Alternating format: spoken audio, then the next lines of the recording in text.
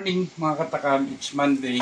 Alam mo naman at medyo may pasyente ako. Kaya ngayon katakam, siyempre si katakam baltik nyo ang cook. Ngayon magpiprito tayo. Konting mantika lang. Ayan, ganyan lang po si katakam magmantika. Ayan o. Ayan nyo. Konting-konti lang mga katakam. Ayan.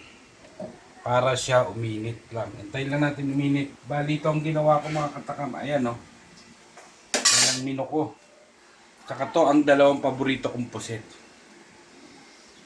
Kaya mga katakam, wait nyo to pag naluto to mamaya-maya lang. Teka, parang gawin natin si Chef Logro. Subukan natin kung mainit na yung mantika. Sabi ni Chef Logro, naku po Rudy, pwede na katakam. Yan ang mga banat ni Chef Logro. Ayan mga katakam ha. Ayan na po.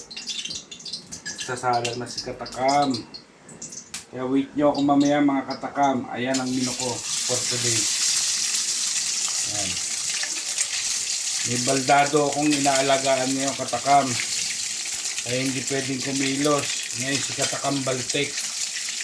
Kaya mga katikim, panoorin nyo to. Ay! Naku po Rode. Yan. Nakakalimutan nyo na naman yung pangalan nyo. Sabi nga nila, lahat to bigay ng Panginoon, it's a blessing. Kaya tanggapin natin kung ano binibigay ng Panginoon. Yan.